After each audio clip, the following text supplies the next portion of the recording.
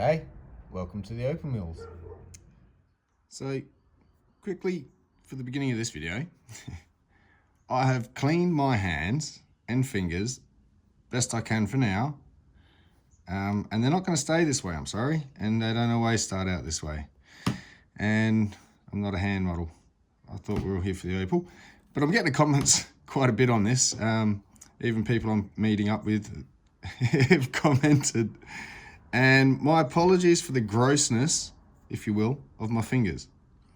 At times they get very dirty, flux, grind down on the wheels, smashed up against the wall with a jackhammer.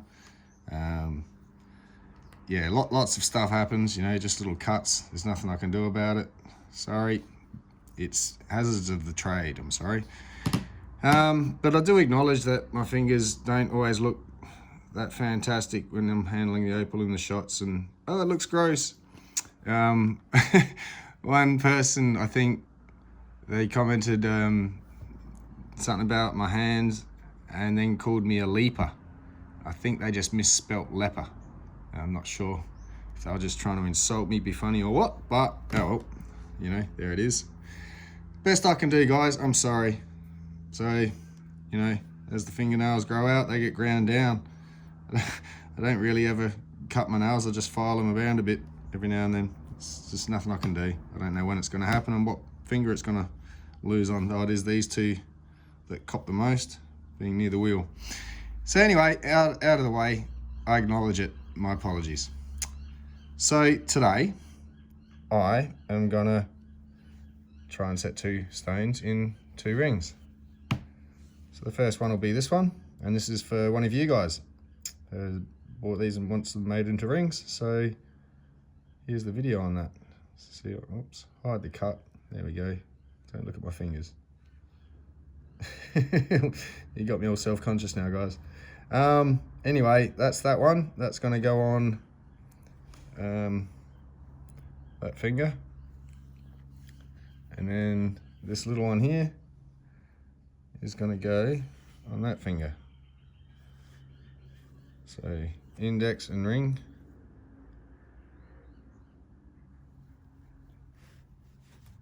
And we're going to go for a thick half round band, and they're going to be bezel set.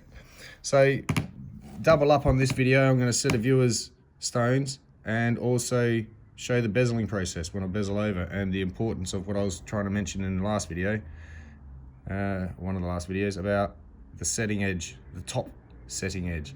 I almost couldn't really care what the bottom looked like. It's nice to have it presentable, but it doesn't always have to be shown, and as long as it sits without breaking, it's where the silver meets the opal visually, and that's going to be, so some ovals cut perfectly in shape, undulating heights at the side here is going to cause a bezel to close over one side more than another, and it's going to, from the inside of the viewable surface inside the setting, is going to be off oval. It's not going to be the oval you cut, because the bezel folded over one side. It's now put it off center. It's just going to look horrible. So it's important not just to get the shape, but to keep that top setting edge. And no matter how thick your bars are, not every stone can be cut with a really high dome, but when you're trying to get that central point, I still maintain that the process I showed in the video of cutting a dome centered, it doesn't matter if you're cutting a high dome, a low dome, doesn't matter if you've got a meter of potch on the bottom. It's from the color bar up that the process refers to. So once you've got your shape and you know you've got enough thickness of color bar around the side, you don't bring the color bar down. You know, you don't bring the dome down past the color bar and get that fried egg look. You'll end up just with, you know, like even if this had, I'm serious, like a kilometer of potch down the bottom, I don't care. Looking from the top, that's all you're going to see. And there's the color, and that's where the dome starts from. So it doesn't matter how thick the stone is. It does matter on how thick the bar is. And nonetheless, that process still works to get a centered dome, however low it is, by doing the turning process and then rocking back and forth to get rid of those faceted round marks and getting a nice, and I probably should have rolled that one in that video a little bit more around the top, to get the ends more uniform, because the sides cut in quite a fair bit. The side ends have to come in on a different angle, so I probably should have taken a bit more off of the top at each end. Anyway, that was more of a demonstration of just showing how nonetheless it ends up centered, and that was all that was for. So any kind of cut, doesn't matter. I don't care if it's freeform. Freeform, the difference between freeform and carving quickly, a freeform always curves away from itself. It never curves into itself and back out. So as long as it's always curving away from itself, you can call it a freeform, regardless of how weird the shape looks from the top. As long as from the edge to the center, it all goes over and doesn't go in then out, then it's just a freeform. As soon as you start going in and then back out anywhere, it's more of a carving freeform. And then you've got carving, where it's an actual something. So there's all these different terms, if you kind of add them together to get different meanings of different combinations of, from like freeform carving, freeform oval, which is not a calibrated oval, but it's an oval, so it's a shape. It's not just free form. I don't know what that shape is. So yeah, on with this anyway. So that setting edge is going to play a big importance on the top edge, and I'll show you that when we go to set these. So going to start by making 2 rings, and I think we've got 7 3/4 and 8 1/4 in US size, and I think that translated to Q and R. I'll have to double check that somewhere. So shall I go double check that now? So close. P and Q. So this will be Q for the index finger. This will be the P for the ring finger. And that's in Australian sizing. So nonetheless, 8 1/4, 7 3/4. So yeah, half round, thick band, bezel set. I'll go get the silver ready. Okay, so we've got half round for the band. Little thin bezel, it's gonna have to get cut down, just as such as when the stone sits flat. So I'm just trying to hold this to show. Stone sits flat there, it's going to have too much bezel up top. It'll just close over and hide the stone. So the bezel will get cut down slightly to adjust. And this is what I mean about customizing the setting to the stone I've mentioned before. And a nice thick base. For this one especially is going to have a bit of a surround around it. I'm not going to cut it too close. This one will have just the bezel on the ring. This one with like a bit of a base plate surround. So probably that way up. Anyway, I'm going to start by doing the rings. So I've shown the rings being made before, and the focus of this video, other than making these rings, is going to be about setting the bezel. So I'll skip the ring making part, and I'll just get it done, come back. Alright, so this has been annealed, which is the heat to soften the metal, make it more relaxed. The silver is in. So then I've also beaten it into shape a bit, marked it out for a Q, and get to the P afterwards. So I'm going to cut this. Alright, so while the rings are pickling, we'll get on with the bezel. So start with a nice straight edge, which I'll have to file, and we'll get that little bow out of this. Yeah, I'm probably going to do this off camera. No, I'll do it on camera.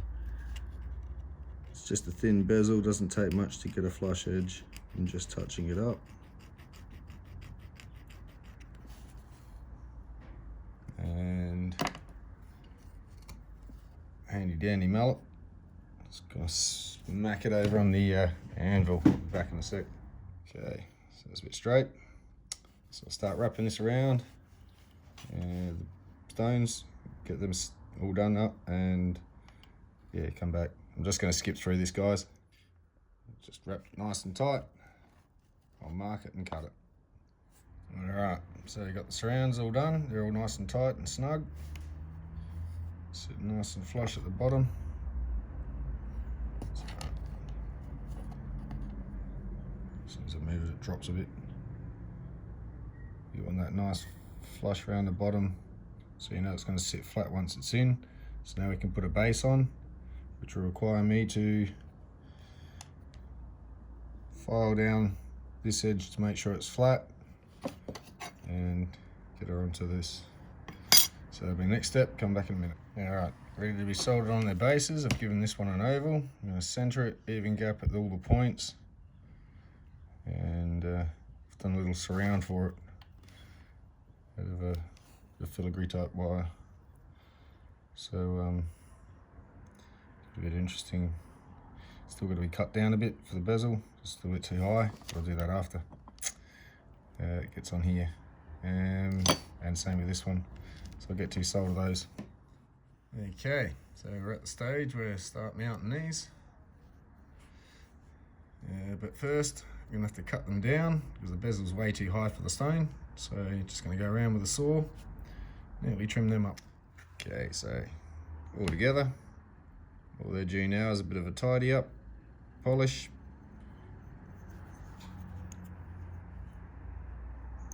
And get ready to set. Take this edge in a bit from the outside, give it a bit of a bevel, and make it easy to fold in. So they've all been cut down as well. If you notice, it's not as high as it once was, and they're both different heights. So there we go. Main part's going to be for this video, when I start folding the bezel in, I'll sort of show you how I go about that process, and how I'm filing the edges down and why, and I'll get to that. I'll just give these a polish anyway. I'll be back in a sec. Okay, we're at the stage where we're going to start putting the stone in, and start folding her in. So it went in before, hopefully it'll go in again.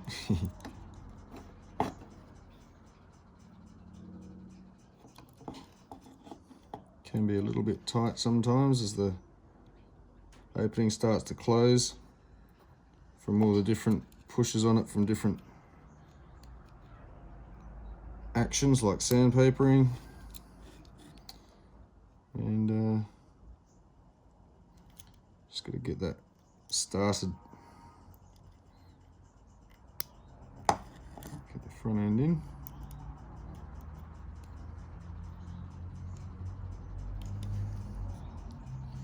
So I might just have to go off camera here for a sec. Hang on. Okay, so we've got our stone sitting in there. Get a bit closer. Stone's in there. It's sitting just under the bezel line, just enough to start hooking over and close that gap over almost perfectly.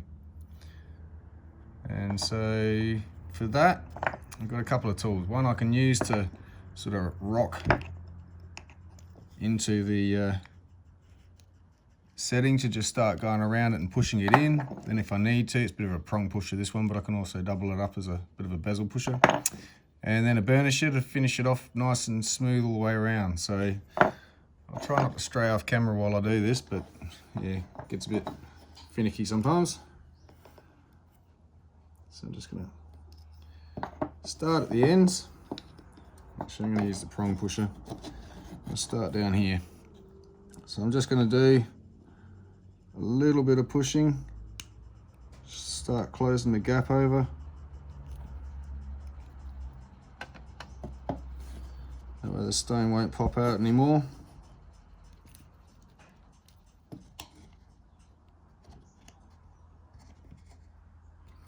To the front, to the side, back, and then get round to the sides.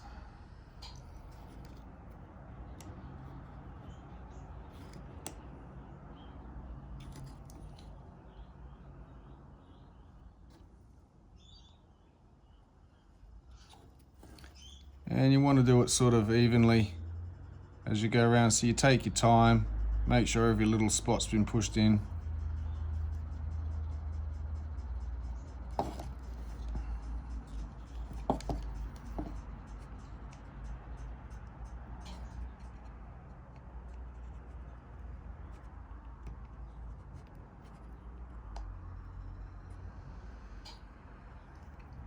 It's a little bit nerve-wracking doing this, especially on camera. One slip and I'll mess up in front of you.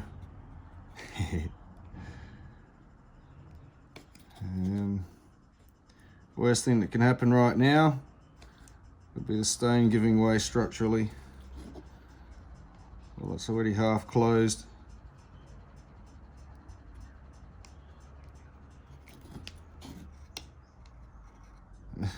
Then you got to somehow pluck out the broken bits, figure out what's salvageable and whether you can cut another stone to fit it. Because these are custom. And I'll just clip in, clip out. I think that's enough for that one. I'm going to start with the burnisher.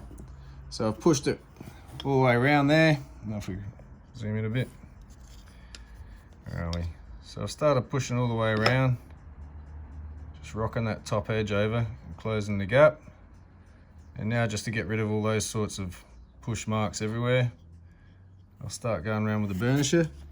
Gives it a bit of a nice finish. So it's a lot of strength and just grip and push. And there we started it. Start getting it nice, pushed up right up against the stone there.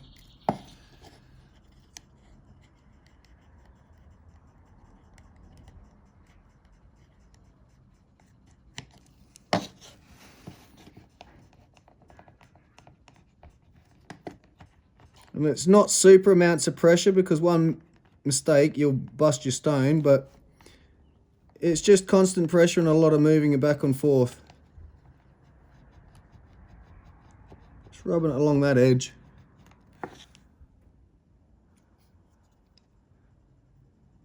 Slowly, slowly working my way around. Get all that nice and tight. So yeah, keep doing this. I'm not sure how well this is coming through on camera as I do it, because I can't really look at the camera while I'm doing it. I hope it's all translatable and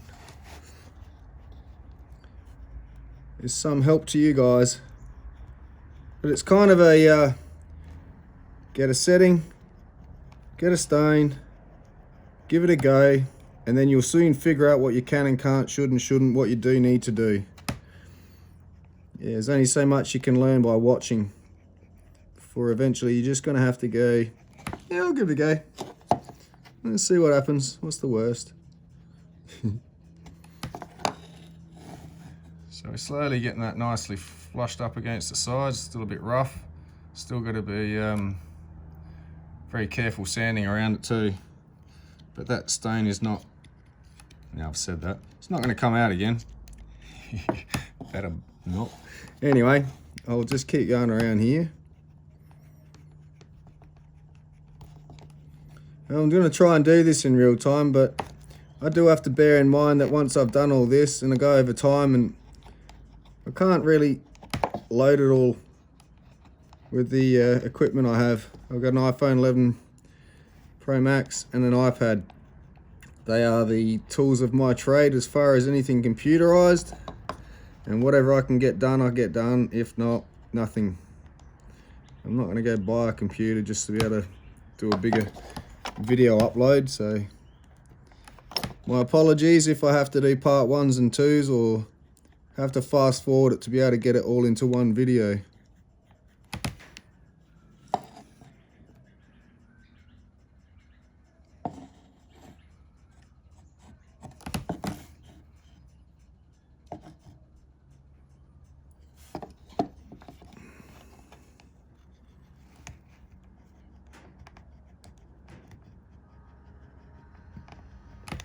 If I make some decent bucks, I'll buy a bigger memory phone or an external drive or something I can figure out how to do all this with without mucking around too much, because the main focus is the Opal, not me, not really the workshop. I know a lot of it's interesting, but I really just did this for the Opal.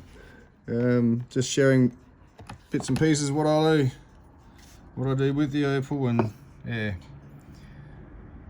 So I can feel that by starting my finger on the stone part and rubbing towards the edge, whether there's any bits that are still sticking out a bit too far. because your finger sort of catches on it as it slides past, but you want to feel it nice and smooth transition from stone to silver.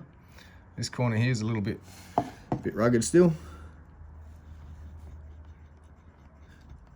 by which not many people have noticed, but as the setter, you're going to feel these things, and you got to make sure that there's nothing that's going to end up catching on things like clothing and rip the setting apart, especially with the claws. Yeah, it feels much better.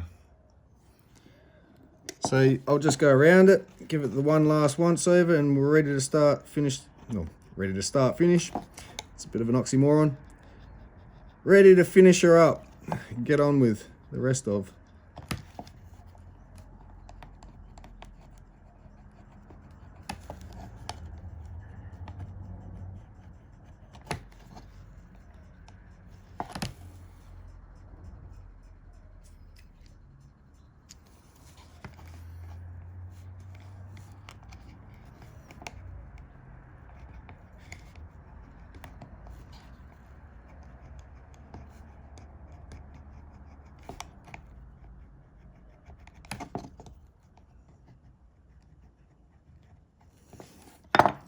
Alright, that's that one. It's definitely not coming out again, so I'll put him aside and we'll get the other one done. I can polish them up together.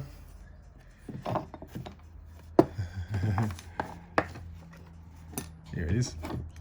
I knew I had it somewhere. Let's move that one out of the way nice and safe over there.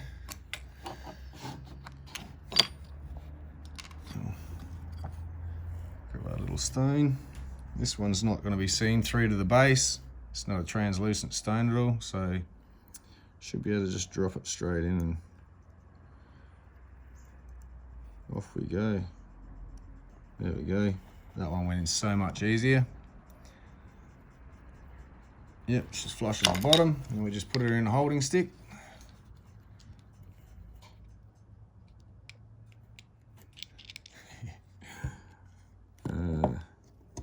Come on, tighten up. There's it back out. So yeah, there's that one in there. All we're going to do is, again, just go around it and just push it in.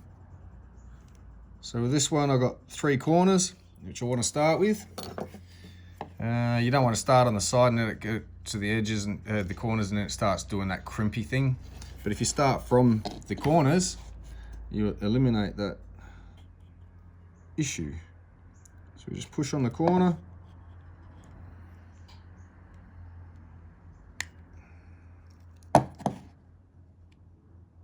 Once we've done that, no, it doesn't want to come out. Pretty sure we're safely in there. So I'll just go around and keep, we'll go back to 1, there we go. Keep just going around it and pushing on it.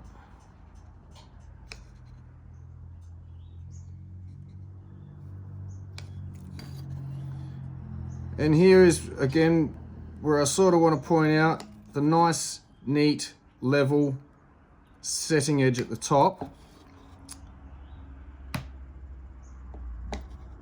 as that's where it's being set from. With a nice flat base to sit on and nothing obstructing it around the edges of the base. Just goes straight into the setting, and as you can see, it's just going in like a dream.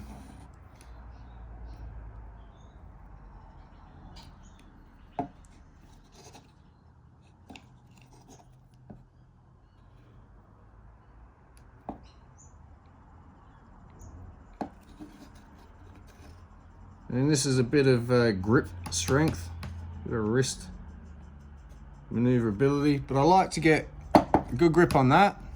Use this finger to push into there just to steady my hand. So now I've got total control with my thumb. If you know what I mean. It's like, instead of wobbling around free-handed, it's like they're connected. So now I can be more sturdy about what I'm doing. Just a bit of two-handed coordination there. You'll have to get the hang of if you're going to start doing this sort of thing.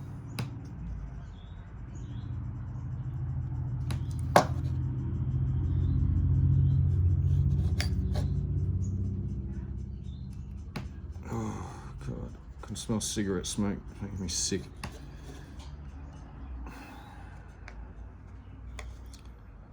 So outside my shed having a smoke. I quit when I was 30, so yeah, not my cup of tea anymore. So yeah, I'll keep going around that with the burnisher now and see if we can get a nice smooth edge.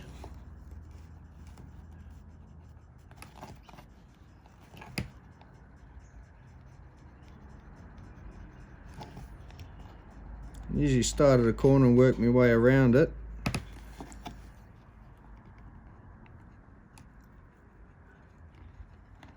And this isn't the best visual, I just looked up and saw I'm blocking, but there's not much I can do about this. It's the posture I've got to maintain to get a good grip. So we're getting that edge there pushed in a bit. I'll go to the other two corners, do the same, and then we'll go around the sides.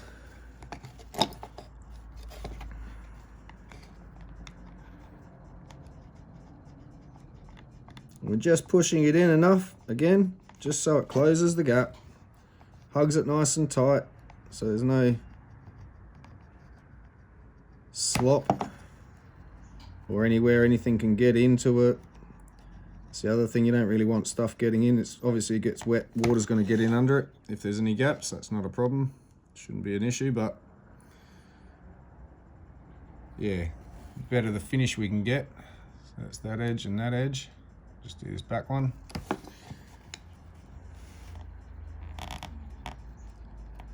And the other thing is try not to hit your stone, because it's still possible, and this is where the other risk, one of the last risks for the Opal, which is the worst one because it's become so much expensive compared to the piece of rough it started out at.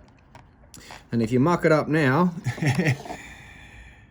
you've mucked up royally. It's the worst. So yeah, without having to start again, you just be very careful.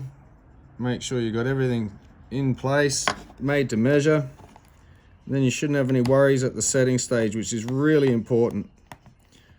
I know sometimes you only take part in one stage of a project and you seem to, you fail to realize the importance of certain things, like if you were just a cutter and you didn't realize what a jeweler has to go through, you're not understanding what he requires to be able to set the jewelry. And vice versa, the jeweler's got to understand that sometimes this is what's got to happen for the cut, so get used to it and figure out a way to set it. So, bit of a compromise, but then, you know, there we go. Getting that front edge around. So a bit more to go just there. Touch of a gap.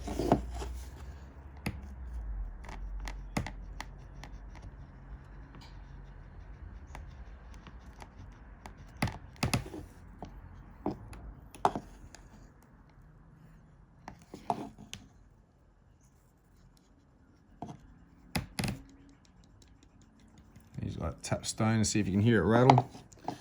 Nothing moving. It's nice, tight fit.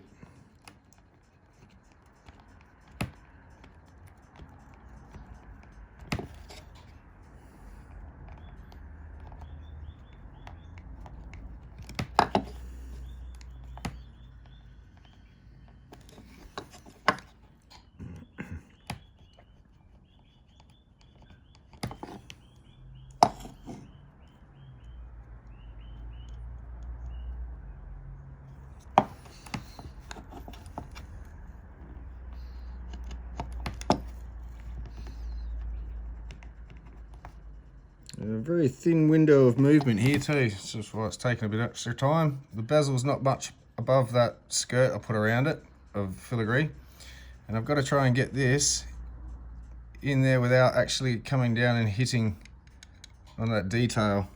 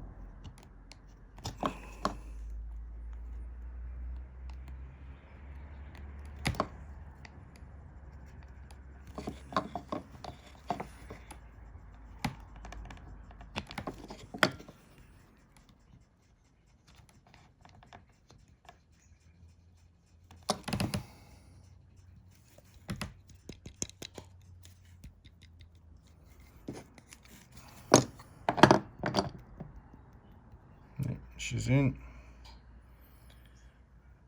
Just a nice neaten up around the edges. Kind of de-push with your knuckles a fair bit. Be prepared to hurt yourself a little touch. But this is my process. I'm not in an industry. I don't have their abilities to do this any other way. I'm sure they've sorted out how to protect their knuckles while setting. So I don't set enough for it to bother me. Or maybe you just wear calluses in your fingers and you come good sooner or later. So yeah. Yeah. So there we go. Now for a nice polish job. So I'll yeah, start sanding up, getting these into a finish.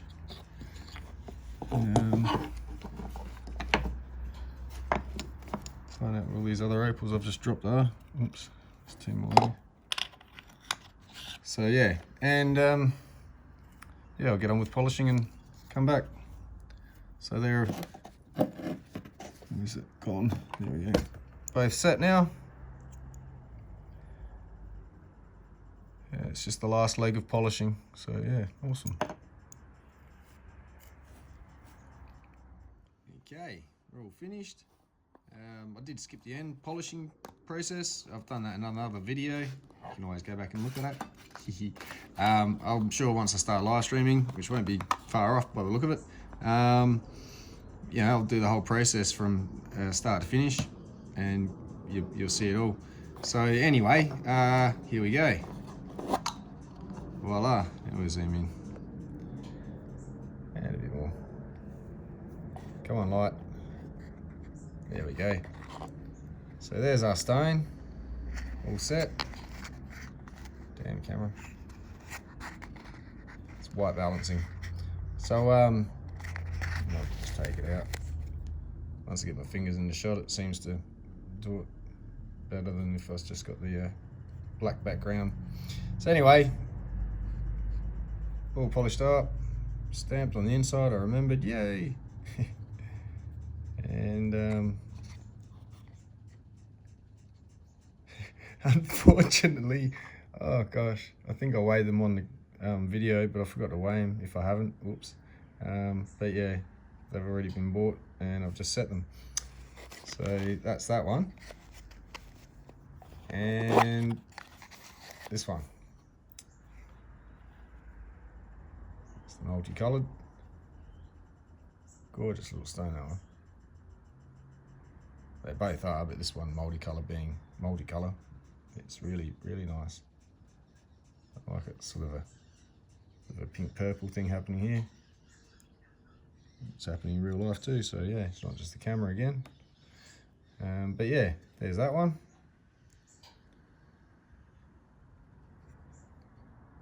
And again, here we go. Now I can point it out. You can see the bezel as I cut it evenly, I set it evenly, as in I cut the stone evenly.